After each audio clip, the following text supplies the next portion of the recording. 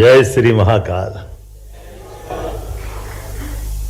आज के इस बहुत अच्छे उत्साह और ऊर्जा भरे माहौल में मध्य प्रदेश के रोड शो के इस आयोजन में माननीय मंत्री श्रीमान कन्हैयालाल चौधरी साहब, जल संसाधन मंत्री, इस अवसर पर मंच पर विराजमान माननीय देवेंद्र सिंह शेखावत जी, आपका अभिनंदन है। माननीय महाविप्रताप शर्मा जी, आपका भी अभिनंदन है। माननीय NK जैन साहब, अध्यक्ष MSME, माननीय रजनीश भंडारी जी, ओपनिंग बैट्समैन धोनी से कम नहीं है, अच्छे ढंग से आपने बात रखी। माननीय जैन साहब अभी आ रहे हैं वापस, लेकिन ऐसा लग रहा है जैन साहब 93 में ये कमाल कर रहे हैं, तो इनका वह उनकी कॉन्शियसनेस, प्रेजेंस, विषय को समेटने के तरीके, स्मरण शक्ति परमात्मा करे शतायु हो और सहस्त्रायु हो। इस अवसर पर माननीय मनीष गुप्ता जी, आप तो सोलर पावर, खास करके माँ नर्मदा के आशीर्वाद से आपकी इंडस्ट्री पहली नहीं, ये शुरुआत है, ये भी 100 में जाके पूरी हो, ये मैं शुभकामना देता हूँ। माननीय ओमकार बागरिया जी, इस अवसर पर श्रीमती अंजू सिंह जी, राघवेंद्र सिंह जी, चंद्रमौली जी और आप सबको भी प्रणाम करता हूं, आपको नमस्कार करता हूं। राजस्थान में और मध्य प्रदेश के बीच, हमारे बीच ऐसे सबसे अच्छा संबंध माना जाता रोटी बेटी का संबंध, रोटी पानी का संबंध। तो दाल बाटी तो साथ में होती थी, और पानी का और आनंद आ गया, पार्वती काली सिंह चंबल के साथ तो संबंध पक्का ही हुआ है। हमारे लिए सौभाग्य की बात है। सच में राजस्थान और मध्य प्रदेश तो जुड़वा भाई की तरह है, ये परमात्मा की कृपा है। राजस्थान और मध्य प्रदेश में कोई अंतर नहीं है। और आज के इस समय में यशस्वी प्रधानमंत्री श्रीमान नरेंद्र मोदी जी का जोरदार अभिनंदन करें, उनका ताली बजा करके स्मरण करें। नवरात्रि का समय चल रहा है, नया संवत विक्रम संवत 2083 रौद्र नाम संवत्सर का प्रादुर्भाव हुआ है, और प्रकृति भी रंग बदलती, हमारे ऋतुओं के मौसम के साथ, हमारे वर्ष के साथ दुनिया के कई सारे देशों में कमोबेश हमारे 1 महीने के आगे पीछे, चीन से लगा ताइवान तक, वियतनाम से लेके जापान तक, भारत का तो हर एक, कभी चेटी चंड, कभी नवतेरा, कभी गुड़ी पड़वा, विक्रम संवत, हमारे सब नाना प्रकार के नामों के साथ नए साल की शुरुआत भी होती है। और यशस्वी प्रधानमंत्री के नेतृत्व में देश जिस प्रकार से प्रगति कर रहा है और कई नए प्रकार के रिकॉर्ड भी बन रहे हैं, ये केवल मोदी जी का शासनकाल का चमत्कार हो सकता है कि लोकतंत्र के अंदर 2 राज्यों के आपस के संबंध भी सौहार्दपूर्ण बने, और भारत सरकार आशीर्वाद दे, ये मोदी जी के माध्यम से हो सकता है। जोरदार ताली बजा करके इस भाव को भी लाएं। पहले राज्यों से राज्यों के बीच उनके संसाधनों के बंटवारे को लेकर के जिस प्रकार का अपने दक्षिण के रिकॉर्ड चल रहे हैं, कई लोगों की हत्याएं हो गई, मुकदमे चल रहे हैं, हाई कोर्ट, सुप्रीम कोर्ट, पता नहीं क्या क्या है। जब हमारी सरकार बनी, माननीय भजन लाल जी मेरे अभिन्न मित्र हैं, उनका भी अभिनंदन कर दो, केरल से आए, मेरी बात हो गई थी, वो आ रहा है शाम तक, और उनने माननीय चौधरी जी को मेरे साथ इस बात के लिए रखा है कि हमारा अपना राज्य का जो परस्पर सौहार्दपूर्ण संबंध है, सच में हम इस भाव से ही बैठे हैं कि आप राजस्थान में भी व्यापार व्यवसाय करें, मध्य प्रदेश में भी करें, क्योंकि आखिरकार ये अलग बात है, मैं बोल सकता हूं आपके बीच में, हमारे राजस्थान के लोग तो पूरे देश के हर जगह व्यापार व्यवसाय के झंडे गाड़ने के लिए जाने जाते हैं। और यहाँ क्या, दुनिया के किसी कोने में भी अगर आपको मौका मिले तो क्षमता योग्यता से कोई कम नहीं पड़ता, ये तो पक्की बात है। हमारे अपने ये नैसर्गिक गुण भी है, ईश्वर की मेहरबानी, कठिनाइयों में से भी रास्ता निकालना, क्षमता, बुद्धि, योग्यता, ये बात तो सही है कि धन कमाने के लिए धन चाहिए, लेकिन धन तो बैंक में पड़ा है, वास्तव में तो मन चाहिए और दिमाग चाहिए, और वो कम नहीं है, ये पक्की बात है। वो सारी कृपा परमात्मा ने किसी राज्य को जितनी दी होगी उतनी दी होगी, लेकिन सबसे सवाया अगर ज्यादा मौका दिया तो राजस्थान को दिया, ये पक्की बात है। इसलिए राजस्थान का आप गिनती करना चौधरी जी या जैन साहब थोड़ा कम कर देना, मैं तो गिनती भूल चुका हूं कि कितनी बार आया हूं, लेकिन जब भी आऊंगा परमात्मा की दया से इसी प्रकार से राजस्थान मध्य प्रदेश के संबंध बनाने के लिए आएंगे। हमारे लिए और कई कारण से चुनौती भी के साथ एक अवसर भी है, और अवसर इस नाते से भी है कि आज के इस वैश्विक दृश्य में देखें, हमको सब दिखाई देगा। हमारे सामने कुछ घटनाओं का स्मरण करें, कुछ और पहले चले जाए, कोविड काल जाए, उसके पहले के जाए, कहां भारत का नंबर कौन से अंक में कहां आता था वैश्विक स्तर पर आर्थिक रूप से 2014 के पहले का भारत, और आज भारत किस स्थिति में खड़ा है। लेकिन भारत आज उसके अलावा भी कई प्रकार की चुनौतियों के बीच भी अवसर के रूप में भी पा रहा है। अभी हम साल 6 महीने 2 साल पहले अपने यहाँ के निवेशकों को खाड़ी की तरफ भागते देख रहे थे, और खाड़ी में खड्डा कैसे हुआ ये भी हमारे सामने दिख रहा है।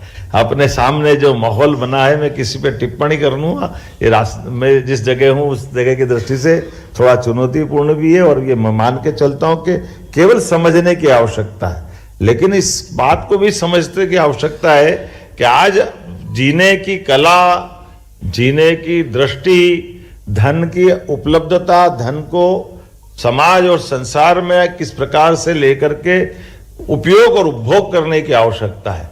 ये जो मनस्विता चाहिए, ये जो मानवीय गुण, लेकिन धन से उनके यहाँ पराभव हो रहा है कि उद्भव हो रहा है, इसको बोलने की और बताने की जरूरत नहीं।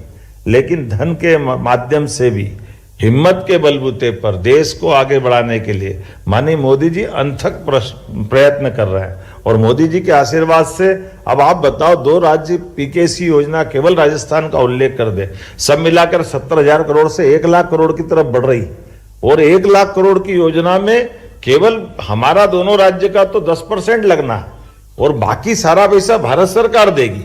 ये कैसा आश्चर्य हो सकता है। और भारत सरकार बगैर संकोच के मोदी जी स्वयं आकर के इस बात को अनाउंस करते हैं, और ऐसे एक नहीं सब क्षेत्रों में जीएसटी कलेक्शन से लेकर अभी आपने बिजनेस के सरलीकरण की बात की। सच में जीएसटी जब लगाया था तो हमको लगता है भारत में जीएसटी कैसे लग जाएगा, लेकिन फिर भूल गए कि मोदी जी सरकार चला रहा है, ये जो करे सब संभव है, इनके शासनकाल में हो सकता है। कितने प्रकार से काम होगा। अपने देश के दुश्मनों से जाके निपटने के लिए दूसरे देश की सीमा में अंदर जाकर के, क्योंकि जब आप व्यापार व्यवसाय अनुकूलता की बात करोगे तो हमारे लिए सामर्थ्यवान होना भी उतना ही आवश्यक है, और सामर्थ्यवान को हमारे इस वर्तमान के दौर में जितने प्रकार से आज अनुकूलता बन रही है, सच में मैं बोलने के लिए तो बहुत सारी बात बोल सकता हूं, लेकिन ये सही है कि हमारी अपनी ओर आज राजस्थान के साथ जब मैं बात कर रहा हूं तो राजस्थान का ये गौरव, स्थापना दिवस का समय भी चल रहा है। मुझे लगता है गुड़ी पड़वा ही मनाते हैं आपके यहाँ का, तो मैं अपनी ओर से आपको इसकी बधाई भी देता हूँ, आपका अभिनंदन करता हूँ। और गणगौर जी की पूजा भी चल रही है, घर घर अलग अलग प्रकार से। वो जो आज ही है, मुझे रास्ते में कुछ दिखा था तो स्मरण तो कर ही रहा था, तो मैं मान के चलता हूँ कि ऐसे समय में जब हमारे लिए कल्चर भी नए संकल्प के लिए प्रतिबद्ध करता है और आनंद में सराबोर करते, नए संकल्प के साथ नए रिकॉर्ड पे बढ़ते हैं, तो इतनी सारी बातें हमारे पीएस राघवेंद्र सिंह जी ने बता दी।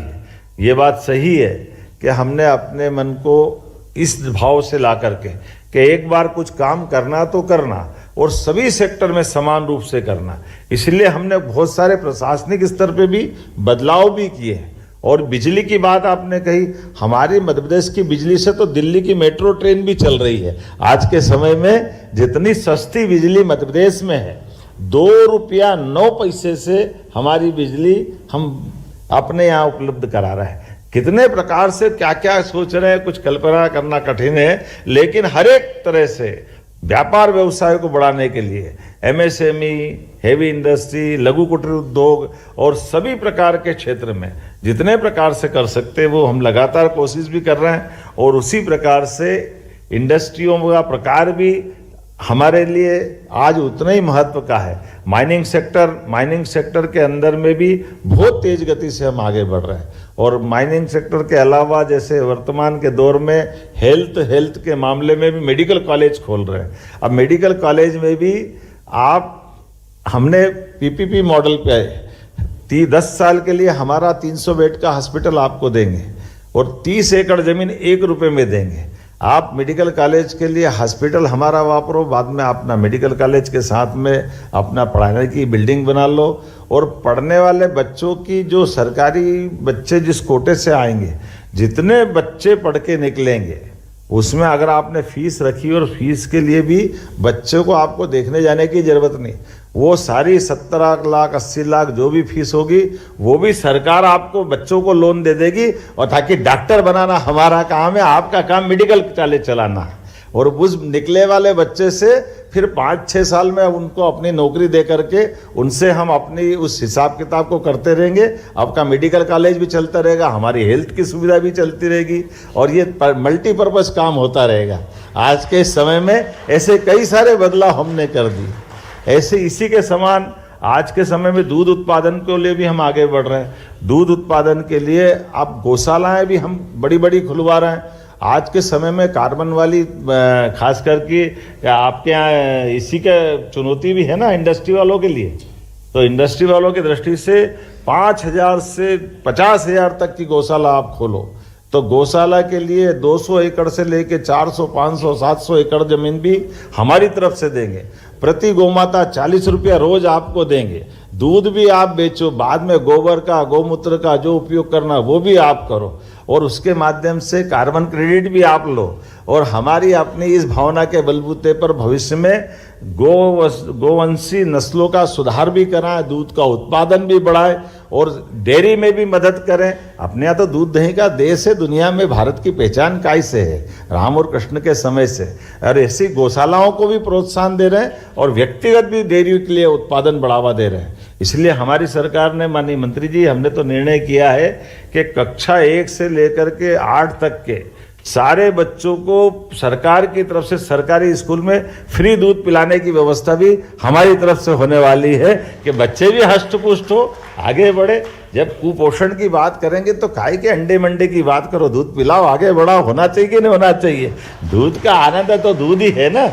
हम अंडे के विरोधी नहीं है, लेकिन अगर दूध उपलब्ध हो तो दूध ही मिलना चाहिए। इससे अच्छी क्या बात हो सकती है? ऐसी कई प्रकार की इंडस्ट्रियों में, खासकर होटल आप डालना चाहते हैं, 100 करोड़ के होटल डालो, 30 करोड़ की हमारी कैपिटल में उसमें सब्सिडी है। आप हॉस्पिटल डालो 100 करोड़ का, उसमें भी 30% हमारी तरफ से सब्सिडी देने को तैयार है। एक एक करके हर क्षेत्र में जितने अच्छे प्रकार से हो सकता है हम हर एक प्रकार से प्रोत्साहन देने के लिए आए। और ये पॉलिसियाँ सरलीकृत भी इसीलिए की है। 26 प्रकार की पॉलिसियाँ हमने लागू की है और उससे जागे आप तो स्पेस पॉलिसी भी हम ला रहा है, एआई पॉलिसी भी ला रहा है, हर सेक्टर में बढ़ने के अलावा भी। और मैं, आपने देखा होगा थोड़ा यह नया प्रकार का डिजाइन भी है, ये प्रतिबद्धता भी है। बार बार आना तो ठीक ही ठीक है। जैन साहब की दृष्टि एक तरफ और छूट गई। मैंने आपको यह स्मरण करा रहा था कि हम अपने इन कामों के लिए इतना अच्छा स्पेस देते हैं कि पहले सारे उद्योगपति बोले और मुख्यमंत्री बैठे बैठे घंटे 2 घंटे सुने। ये भी तो बड़ी बात है कि नहीं? ये भी तो कम बड़ी बात।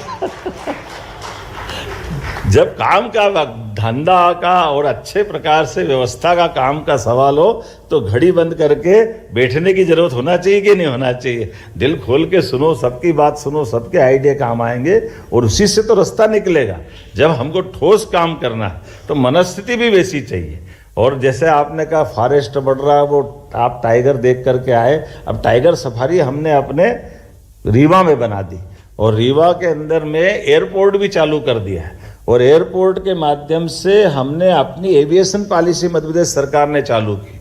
और मध्य प्रदेश सरकार में एविएशन पॉलिसी के बलबूते पर आप सिंगरौली भी प्लेन से जा सकते हो, आप रीवा भी प्लेन से जा सकते हो।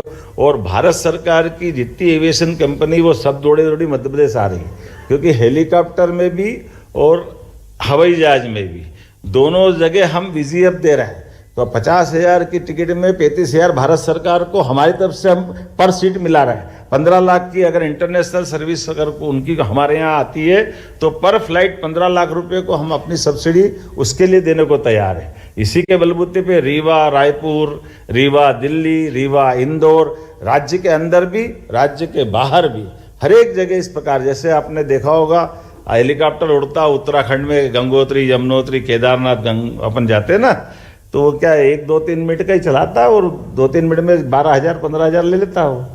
हाँ, हमारे यहाँ आप उज्जैन, ओंकारेश्वर, उज्जैन, इंदौर की यात्रा करो हेलीकॉप्टर में, तो हेलीकॉप्टर में आपसे तो लगभग 1 से 1.5 घंटे की फ्लाइंग दोनों तरफ होगी।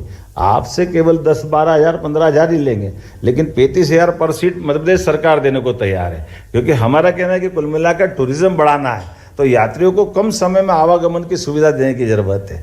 इसलिए एक तरफ नहीं, ये फॉरेस्ट में भी बढ़ा रहे हैं। और यही तो कारण है कि चीता भी फलता फूलता राजस्थान में कूदता हुआ आता कि नहीं आता है, आपके यहाँ कहा जाता है। अब हमारे कोई रोके से रुक रहा है क्या? वो तो बढ़ ही रहा है किधर किधर घुस जाएगा पता ही नहीं चलता है, फिर लाते पकड़ के फिर आ जाता हूँ। तो आप अपन मनुष्यों को भी बढ़ाएं, जानवर का आनंद भी लें। और केवल एक ये नहीं, टाइगर का भी ऐसे ही सवाल है। अब आपके यहाँ भी अभी आपने कहा टाइगर कम है तो पानी नहीं भेजा, टाइगर भी भेजा हमने गए महीने आपके यहाँ राजस्थान में। राजस्थान कोई दूसरा थोड़ी है, हमारा ही घर है। राजस्थान में भी लोग आकर के अपने वनांचल के लिए जो टूरिज्म बढ़ता है तो सब प्रकार से होता है। और चिंता मत करो, चीता भी बहुत तेज गति से बढ़ रहा है। आने वाले समय में ऐसे बहुत सारे जानवर, यही तो हमारे यहाँ भी हम सर्वाइव पहली बार करा रहे हैं। अभी मैं बीते समय गया था असम, और असम में माननीय मुख्यमंत्री जी से बात की। हमने कहा जंगली भैंसे हमारे यहाँ 100-150 साल पहले होते थे, अब खत्म हो गए। तो अभी उनसे कहा कि आप एक काम करो, हमारे यहाँ जो है हम आपको देते हैं। उन्होंने कहा हम आपके यहाँ घड़ियाल है, मगर है, वो हमारे यहाँ नहीं। हमने कहा हम आपको उठा के दे देते हैं, और उनके यहाँ से जंगली भैंसे हमारे यहाँ ले आते हैं। तो जब व्यापार व्यवसाय कर सकते तो हमारे जंगल भी आबाद होना चाहिए कि नहीं होना चाहिए। मैं तो आपको भी देखता हूँ, आपका विभाग इतना अच्छा, चंबल नदी मध्य प्रदेश और राजस्थान के साथ बहती है। एक घाटा हमारा हो रहा था, अभी हमने थोड़ी समझदारी जरूर करी है। हमारे यहाँ ये घड़ियाल खत्म हो रहे थे, अब घड़ियाल को पुनर्जीवित करने का संकल्प मध्य प्रदेश सरकार के माध्यम से हुआ। अब घड़ियाल को कोई मशीन तो है नहीं कि बना लेंगे, तो घड़ियाल के नदी के किनारे, ये एक अलग बात, सबसे एशिया में शुद्ध नदी के जल की स्थिति का जल चंबल में, और चंबल की उस विशेषता में उसमें डॉल्फिन भी है, उसमें घड़ियाल भी है। और घड़ियाल के लिए वो अनुकूल माहौल है, लेकिन घड़ियाल विलुप्त तो प्राय हो रहे थे। तो घड़ियाल के लिए उनके अंडे जब देते हैं नर मादा मिलकर के, तो उनके अंडे आधे मध्य प्रदेश सरकार उठाती है, और उठा करके उनके बच्चे को तक 2-2.5 साल के बड़ा करने की गारंटी लेती है। और हर साल ये क्रम चलता है, और हर तीसरे साल घड़ियाल को वापस हम छोड़ते हैं चंबल में। अब ये अलग बात है, वो घड़ियाल सेंचुरी राजस्थान सरकार चला रही, हमारे यहाँ तो पता ही नहीं चल रहा कहाँ गए। तो इस बार हमने कहा भी थोड़ा ध्यान रखो, ये घड़ियाल अब पालनपुर कूनों में छोड़ो, अपने को भी तो दिखाना पड़ेगा। ये खर्चा तो हम करे ही जा रहे हैं, लेकिन कोई बात नहीं, थोड़ा इधर भी ध्यान दो।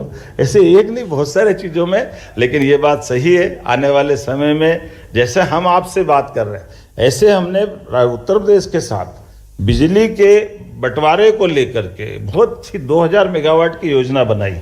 मध्य प्रदेश और उत्तर प्रदेश के साथ बिजली का, सोलर का एक इतना अच्छा मॉडल तैयार किया है कि हमारे यहाँ 6 महीने जब बिजली लगती है तब यूपी को नहीं लगती, जब यूपी को लगती तब किसानों की हमको ज़रूरत नहीं। तो हमने कहा हम और आप दोनों मिलकर के, हमारे पास लैंड मुरैना के पास आइडेंटिफाई कर ली, और हमने बिजली उत्पन्न करके 6-6 महीने परस्पर दोनों राज्य के किसानों की सुविधा के लिए देने का प्रयास किया। तो ऐसे कई मॉडल पे माननीय मुख्यमंत्री जी के साथ आप शाम को बैठने वाला हूं कि हम दोनों राज्य मिलकर के राज्य की बेहतरी के लिए, राज्य के गरीब से गरीब आदमी से लेकर सब प्रकार के लोगों की मदद करने के लिए, राज्य सरकार भी जैसे PKC योजना, ये पानी की योजना ऐसी थी। मुझे इस बात की प्रसन्नता भी और थोड़ा चुनौती भी थी, क्योंकि ये बात सही थी कि इस योजना में 5% पानी ज़्यादा राजस्थान को मिलने वाला था। अब ऐसे में हमारे IAS अधिकारियों को भी दिक्कत रहती है, अधिकारी तो परेशान होते ही है। वो कहते साहब हम अपने राज्य का नुकसान नहीं कर सकते, तो हम तो ये ऐसा लिखेंगे कि ये नहीं होना चाहिए। हमने कहा ये बात सही है, इसलिए तो सरकार में हम लोग चुन के आते हैं। आप ना लिखो, हम हाँ लिख देंगे, इतना ही तो करना है, उसमें क्या बड़ी बात। भाई एक देश के अंदर दो पड़ोसी राज्य के लोग दोनों राज्य की बेहतरी के लिए अगर निर्णय ले रहे हैं तो 5% 7% पानी कम ज्यादा चला गया, तुम कौन सा पानी रोक लोगे ना, हम कौन सा, वो तो जाएगा खंबात की खाड़ी, गंगा सागर तक जाएगा, या चंबल में जाएगा, चंबल से यमुना में जाएगा, यमुना से गंगा सागर में, गंगा सागर से बिल्कुल बंगाल की खाड़ी तक जा रहा है, उसको कौन रोक रहा है। लेकिन अगर किसी सूखे जिले में पानी मिल जाता है तो वो जिंदगी बदल देता है। इसी बात की तो आवश्यकता है। मुझे इस बात की प्रसन्नता, हमारी ब्यूरोक्रेसी ने भी बहुत अच्छे से इस बात को समझा है और बहुत अच्छे से बात रखते हैं, और आपके अपने सबके बीच में यही समय है, सही समय है, हम इसका उपयोग करें। आप भी आगे बढ़े, हम भी आगे बढ़े, मध्य प्रदेश भी आगे बढ़े, देश आगे बढ़े, राजस्थान आगे बढ़े। इसी बात के लिए बहुत सारी अनुकूलता है, इसको बनाए रखें। आज के इस अवसर पर पुनः आप सबका वंदन, अभिनंदन, बहुत बहुत धन्यवाद।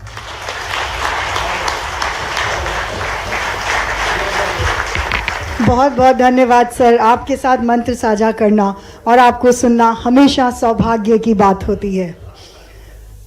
Towards the culmination of this insightful interactive session, I would now request Mr. Chandramouli Shukla, Managing Director, MPIDC, and Additional Secretary to Honorable Chief Minister,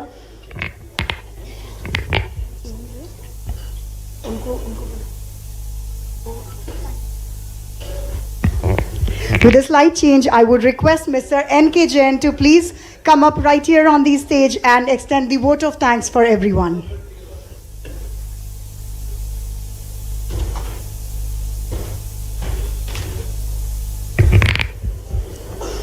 जय महाकाल और जय हो पीताम्बरा देवी की। क्योंकि अभी नवरात्रे चल रहे हैं तो माता को याद करना भी बहुत ज़रूरी है।